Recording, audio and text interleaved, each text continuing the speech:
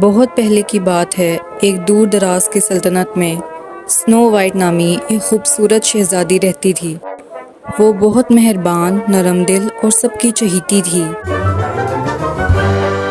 लेकिन इसकी सौतेली माँ मलका एक मगरूर और जालिम औरत थी जो स्नो वाइट की खूबसूरती से जलती थी। हर रोज़ मलका अपने जादुई आईने से पूछती, आईना आईना बता, सबसे हसीन कौन है। आईना हमेशा जवाब देता, आप मेरी मलका सबसे हसीन हैं।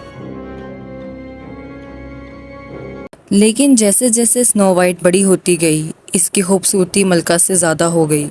एक दिन आईने ने कहा, स्नो वाइट सबसे हसीन है। ये सुनकर मलका गुस्से से पागल हो गई और हसद में जलती हुई इसने एक शिकारी को हुक्म दिया कि वो स्नो वाइट को जंगल में ले जाकर मार दे। मगर मेहरबान शिकारी ने इसको मारने की बजाय इसे जंगल में भागने और कभी वापस ना आने का मशवरा दिया। शिकारी ने मलका को धोखा देने के लिए झूठा सबूत पेश किया कि इसने स्नो वाइट को मार डाला।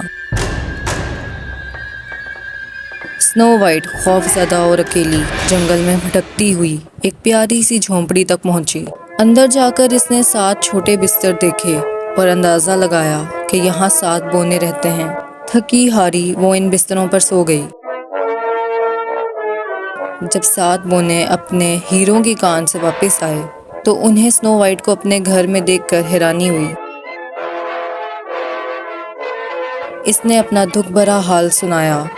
बोने जो कि मेहरबान और दोस्त थे, उन्होंने स्नो वाइट को अपने पास पनाह देने की पेशकश की। स्नो वाइट और बोने खुशी खुशी साथ रहने लगे। स्नो वाइट इनका घर संभालती जबकि बोने कान में काम करते थे। लेकिन महल में मलका को जल्द ही पता चला कि स्नो वाइट अभी भी जिंदा है। गुस्से में आकर उसने खुद ही इसे मारने का फैसला किया। मलका ने जादू की मदद से अपने आप को एक बूढ़ी औरत में तब्दील कर लिया और एक जहरीला सेब तैयार किया।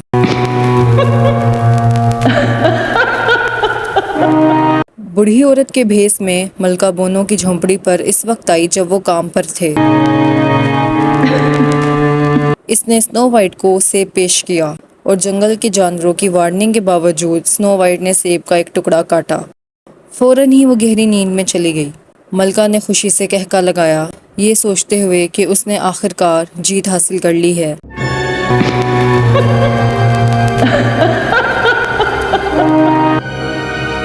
जब बोने वापस आए और स्नो वाइट को बेहोश पाया तो उनके दिल टूट गए। उन्होंने शीशे का ताबूत बनाया और इसे इसमें रख दिया। रोज़ इसके लिए रोते थे।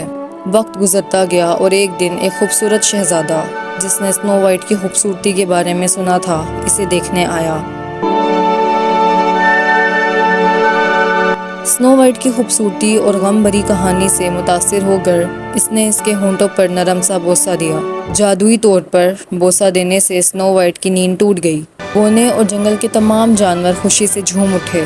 स्नो वाइट और शहजादा एक दूसरे से मोहब्बत कर बैठे और जल्द ही इनकी शादी हो गई।